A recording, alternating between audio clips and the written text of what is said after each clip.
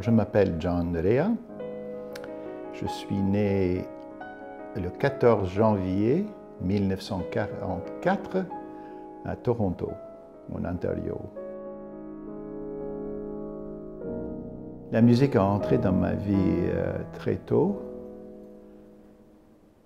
parce que mon père, qui jouait de l'accordéon dans les familles italiennes, on peut bien imaginer que soit la guitare ou le violon ou l'accordéon était un instrument assez répandu dans les fêtes de famille, etc. Et donc, il m'a encouragé de chanter. Alors, étant d'origine italienne, mon père, on pourrait imaginer me parler en italien, mais en fait, ce n'était pas le cas. Je parlais italien avec ma mère, qui était aussi d'origine italienne, et j'ai parlé italien avec mes grands-parents. Mais avec mon père, il m'a parlé en anglais. Donc j'ai chanté assez tôt dans ma vie, 5 ans, 6 ans. Il m'a obligé, pour ainsi dire, de chanter la mélodie devant les membres de la famille, les invités, etc. Et j'ai appris comme ça deux ou trois chansons, disons, folkloriques.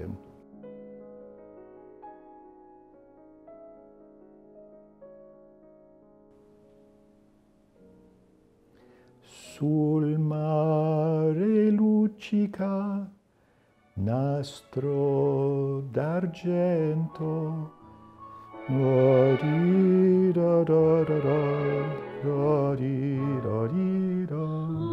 mare luccica nastro d'argento, placida l'onda, prospero il vento.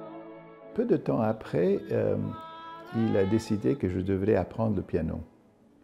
Mais il n'y avait pas de piano dans la maison. Alors ça, c'est assez drôle quand on pense comment apprendre la musique, mais apprendre un instrument de musique sans avoir véritablement l'instrument de musique. Il y avait une pédagogie assez répandue, si j'ai bien compris. Une pédagogie pour les jeunes personnes comportait un clavier fait de papier, à peu près comme cela, 3 octaves. Enfin, donc c'est le dessin du clavier.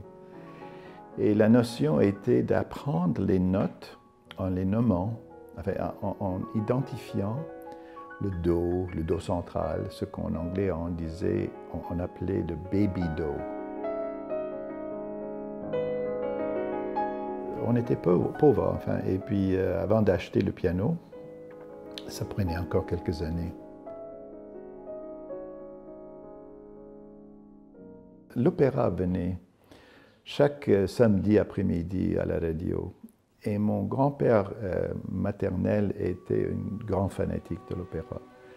Donc, au moins une fois par semaine, la maison devait en vivre avec mon grand-père.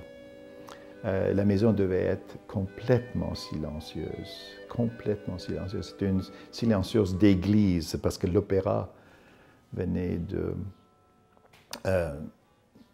d'être diffusé. Et ça, c'était chaque samedi pendant des années. Quant à la musique qui entrait dans la maison, c'était soit les bribes d'opéra que mon père jouait à l'accordéon, ou les mélodies folkloriques, ou enfin les grandes diffusions radiophoniques des opéras, du répertoire.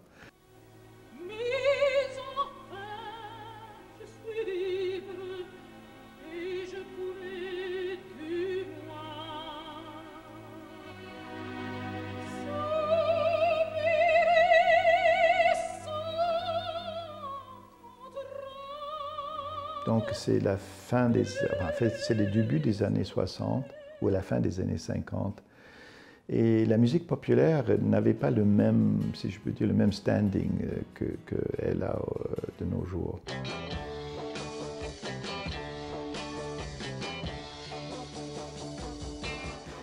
Et la musique populaire de cette époque-là était, entre guillemets, révolutionnaire.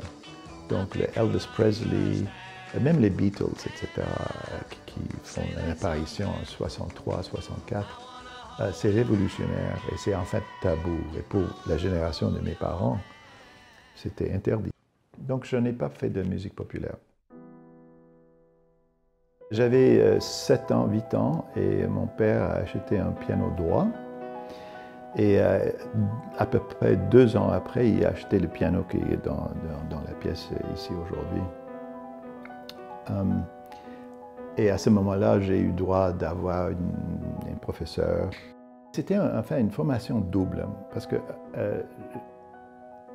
pendant quelques années, je faisais partie d'un choral à l'école. Donc, j'avais 7 ans et j'étais une soprano. Soprano, j'ai déjà chanté dans un choral.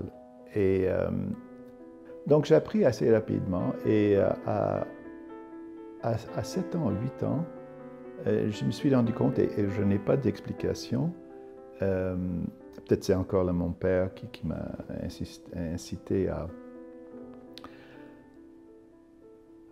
à retrouver une autre voie dans la musique, mais j'ai commencé à composer. Et c'était des petites pièces pour piano, évidemment, où il y avait des réminiscences des textes que j'avais appris. C'était comme dans le style de... Mais il avait l'astuce, vraiment, il était sage, il a dit, il ne savait pas comment agir.